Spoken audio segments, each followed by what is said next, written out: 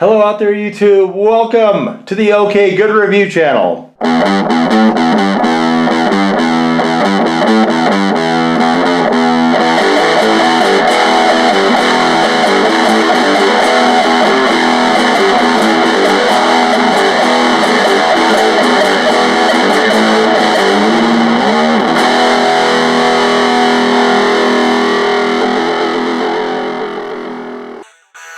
And guys, picking up in part 3 where we left off in part 2, we are doing a retrospective look back at the Kiss studio records for the most part, guys. And the discussion is kind of veering around into a number of different things as that happens. We also have a couple live records in here, guys, as well for you guys to check out. And if you have not checked out the first part, which is the introduction to the series, my introduction to Kiss, and the first 4 records, which was self-titled, Hotter Than Hell, Dressed to Kill, and Alive, and part 2, which was Destroyer, the album that really changed the face of the band, followed by Rock and Roll Over, followed by Love Gun, followed by the Less Good Alive 2, and then followed by the really, really good double platinum greatest hits package, guys.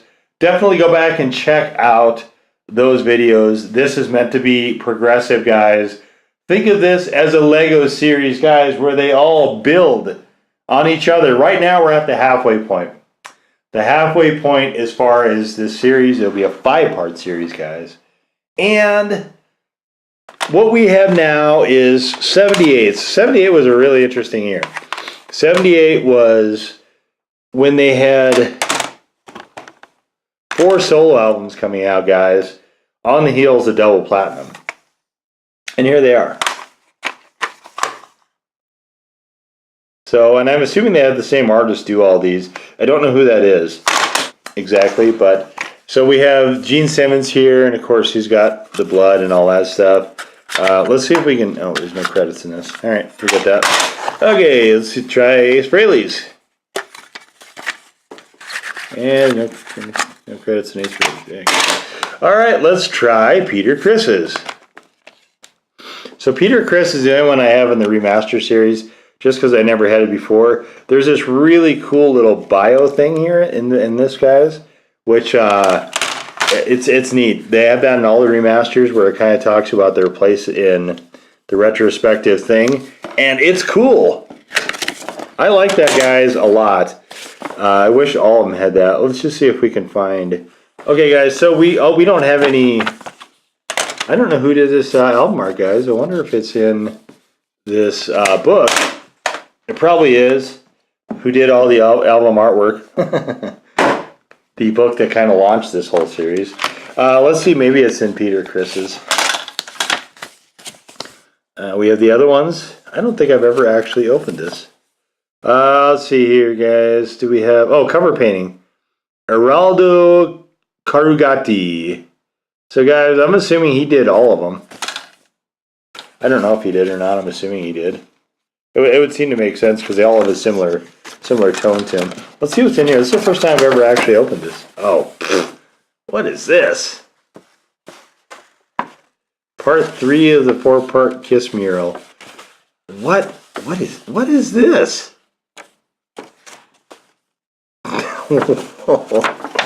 What is that? I don't even know what that is. I don't know where that came from. Okay, well, now that I've opened that, guys, I kind of regretting it. Okay, anyway. Okay, so we have these 4 solo records. Here we are. Now, for most of the people that I knew, Ace Frehley's was the best. Ace was by far the most unexpected, and it had a lot of really strong songs. This was a whole album of Ace Frehley cool. And it started out just cranking, guys, with Rip It Out. Rip It Out is a classic song, guys. It's excellent. And then, of course, side 2 starts out with New York Groove. Probably everybody's heard of that. And then, of course, he did an instrumental as well called Fractured Mirror. This is a great sounding record. he had, I think Eddie Kramer produced this one, if I'm remembering this right. I don't understand why there's no credits on this. That's interesting. I didn't realize that till right now, guys.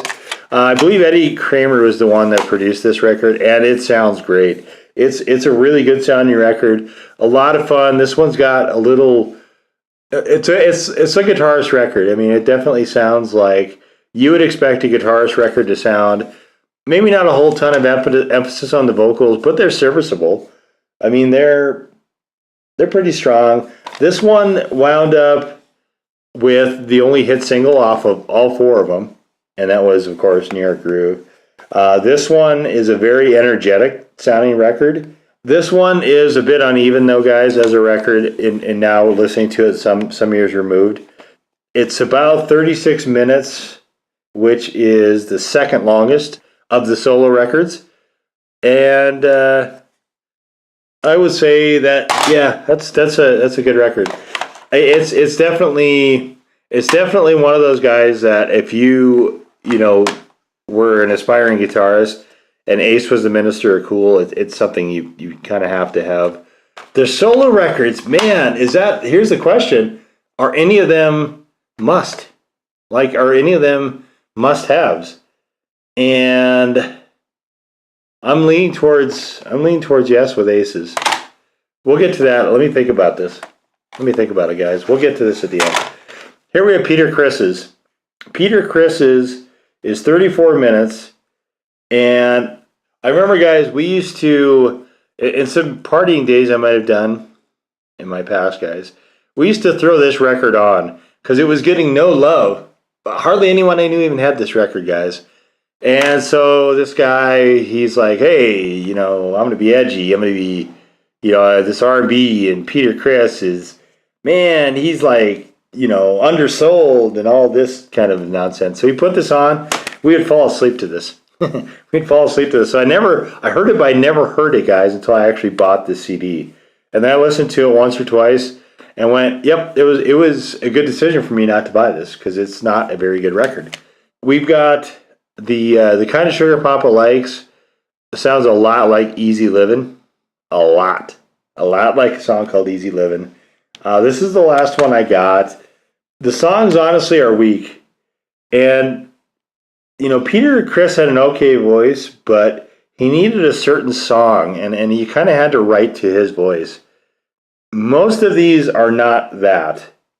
He's going for a sort of R&B thing, but the songs are boring, and he's honestly not very good at getting these across. We have Tossin' and Turnin', which is a cover song, and it's nowhere near where it should have been. This album was honestly scraping to get to 34 minutes, or 35, whatever it wound up being. It was somewhere in there, guys. Yeah. Peter Criss was not one of our favorite members, guys, and this album is kind of, I think, served as verification of that in a lot of respects. That was the right thing to think. So we have Paul Stanley. Now, of all of them, Paul Stanley is 100% original. Every song on here is Paul Stanley's. And Chris has a cover, Ace Frehley has a cover, Gene Simmons has a cover. No covers on this. This is just Paul Stanley trying to make a Kiss album. And this is really where you get, there's nothing inside the libretto. So this is really where you try to get into, for Paul Stanley, he was trying to answer the question of who is Kiss. And he made a very strong case with this record, guys. Very, very, very strong case that if it wasn't Paul Stanley, he was certainly the heart and soul of the band. This is by far the most cohesive of any of the solo records, by a lot. There are touches of... So his big influence was the Beatles. His was more soul stuff, right? So he's doing the Soul Station thing now. This gets into mild soul at times, guys. So maybe almost a Motown-ish sort of thing, guys.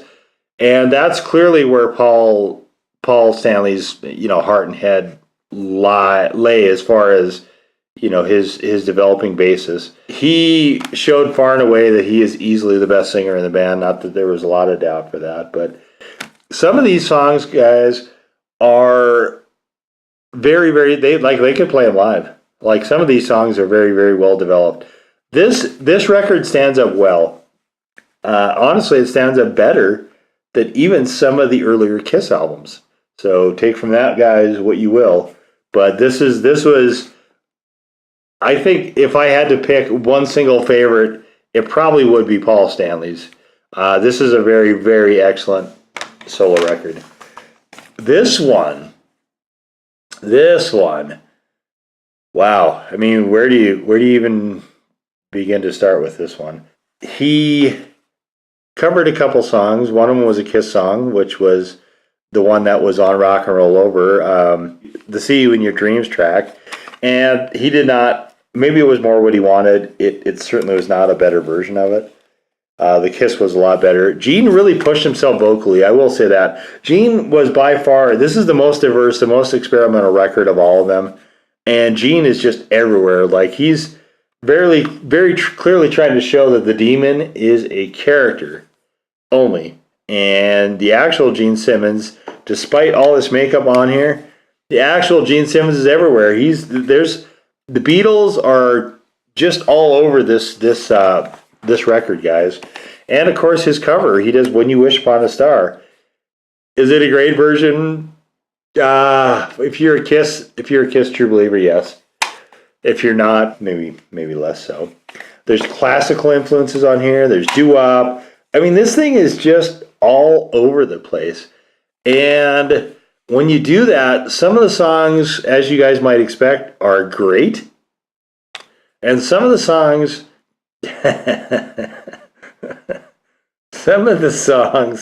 I appreciate Gene Simmons putting his heart out there and just gutting it out and throwing that out. For me, not all the songs hit. So, unfortunately, I admire him, though. I admire anybody that wants to go out there and just jump it. You know, the two that were closest to their personas were probably these two, which is interesting. And the two that were furthest was certainly Simmons. And Peter Criss, I thought, got a long kind of way away from, maybe I didn't understand the persona, but he kind of got away from what I thought would have made more sense to do as a solo record. If you're going to do R&B, I think you can't go into a part way. I think you really have to just go all the way. And I think that was one of the big mistakes of the Peter Criss record. He didn't do that. He just kind of tried to put a toe in it, and you can't do that. Like soul doesn't work that way, in my view. And I think that was just an error in judgment of him and, the producer, Vinny Poncia. Okay, so Aces sold the best overall, and I think Gene and Paul's both did pretty close.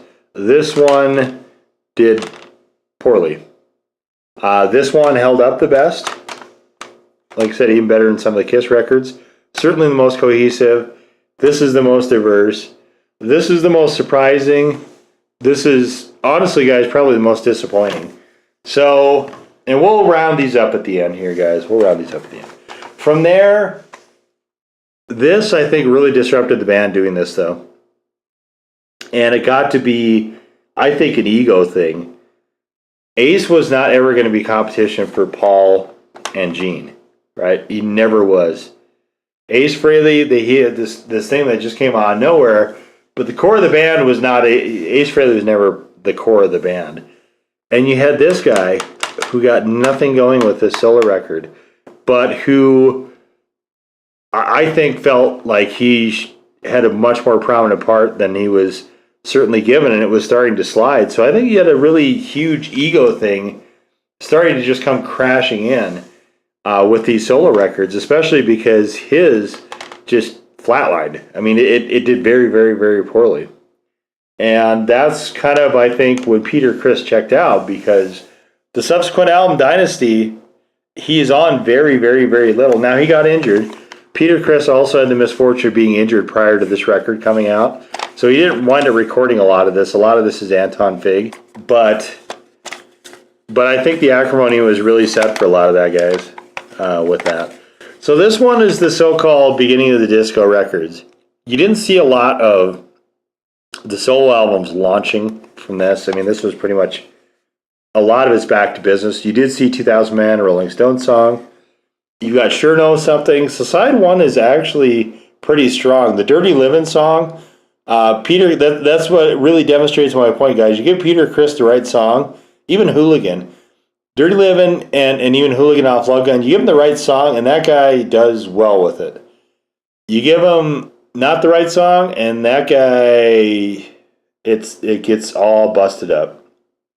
So I Was Made for Loving You, of course, a disco song, but a good disco song. Sure Know Something, again, a lot disco flavorish. And Magic Touch was the third Stanley song, and that was not a good song. Side one is a lot stronger than side two.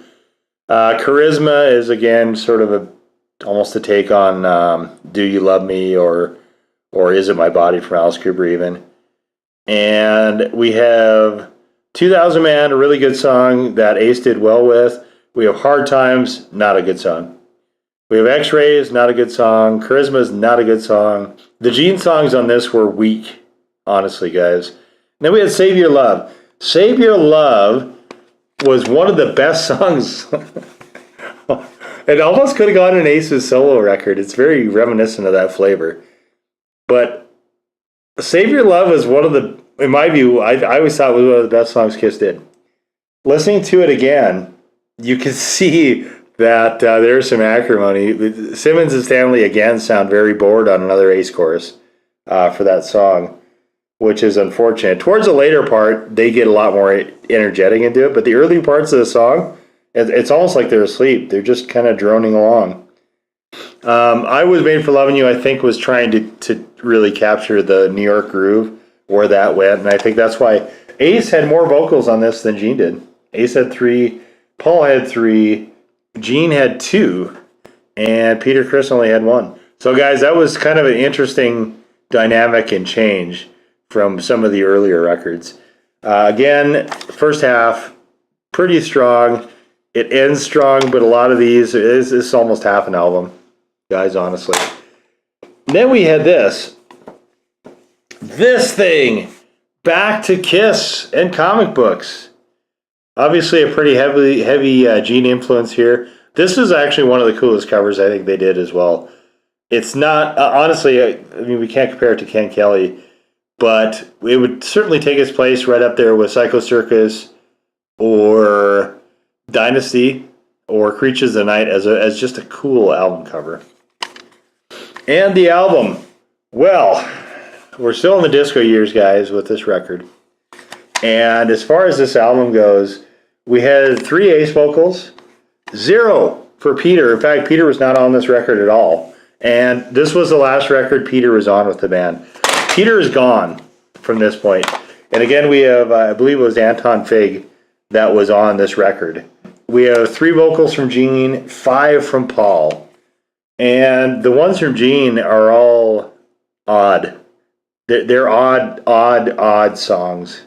This one is also an uneven record, guys. There's even the Paul songs, guys. Tomorrow is a great song. In fact, that's easily the best song on here. Outside of that, outside of that, you've got weird stuff like Ace's vocals are just goofy. Two Sides of the Coin, Torpedo Girl, Talk to Me. All great guitar riffs. They're all great from a guitar standpoint of view. The songs themselves, not good. Just Ace's goofy lyrics everywhere. And they're honestly, they're kind of dumb. They're kind of dumb songs. But they're not fun, cool, dumb songs. Gene's, they're all kind of weird. Those can all be skipped. And Paul's, like I said, Outside of Tomorrow. This is a record I really, really tried to like, guys. I was super frustrated once I finally got this with what I heard. I mean, there's all these Ace vocals on here. I remember back, guys, when we were listening to Kiss Hot and Heavy, me and my brother, Gene was cool. We wanted to be Gene. We wanted to imitate Gene and do all that other stuff. And then that was until Ace did vocals. Then everything switched to Ace. Then we wanted to be Ace. Ace was the guy we wanted to be. Paul was just okay. Peter we didn't dislike pretty much completely. You know, and now it's Paul very clearly is a repository of a ton of the talent of that band. Ace Frehley, I think, is another side of it, not vocally and not as a songwriter. But he came up with some really whipping riffs, guys. I mean, he came up with some really, really good songs, just not on this record. This was another one of, very definitely, this is a band in turmoil. That is not escapable on this record. And I think you probably had a lot of dissension. This is 2 albums in a row where Gene's contributions were honestly not good. And I'm not quite sure what he was attempting to do with a lot of this stuff back then. I think he really thought that this was, the approach of the solo albums, I mean, you can't really overstate that. I think the impact was tremendous in a lot of ways that were maybe unforeseen. I think Gene thought it was going to certainly do better, but I think it was going to have a lot more, it was going to change things a lot more than it actually did. And I think the solo records honestly were a good idea, guys. I think they were really cool. And that was kind of what the band was trying to push, right? Was the band was larger than life. They're all supremely talented. They're all, and then Kiss is just this huge explosion of all these larger than life, massive comic book figures that are super talented, all just kind of coming together and making this great records instead of a bunch of sweaty guys, slugging away in a studio somewhere. I think honestly, a lot of these guys started to buy into their hype at some point. And the results were honestly kind of detrimental, guys. It really, really shook up the band. And I think the band was starting to, I don't think there was starting to, I think they were definitely losing direction by this point in time, guys. And something happened. And we'll get to this in part 4. So click on part 4 at the end of this, but something happened, just like it did in the 70s, to again really, really, really change the dynamic of the band. And we'll talk about that in part 4. For now, though, we had 39 40-minute albums in these 3 right here. We had, this one was 35, Aces was 36, this was 34. So again, you're still kind of having the band continue to hover right around that half an hour mark. And that was one of the things that would be changing in the 80s. But this takes us all the way, guys, right here. This came out in 1980. This takes us all the way through the 70s. So this ends the 70s period of Kiss. And it ended it, guys, starting with the band being on top of the world in the later part of the 70s, doing the solo records, and then in a lot of respects having the wheels completely fly off, guys. So, okay, so let's get to these. Not essential. Not essential. This almost makes me want to start a new pile because this is something you have to have if you're a Kiss fan. But I'm trying to keep it so the stuff that just you have to have. Not essential. If you want to know who the heart and soul of the band is, if there's one person who is Kiss, it is Paul Stanley. For that reason, we have this. And then we have this, which one of the best Ace records there was, certainly. You know what? It's a great sounding record, guys. I'm going to say yes.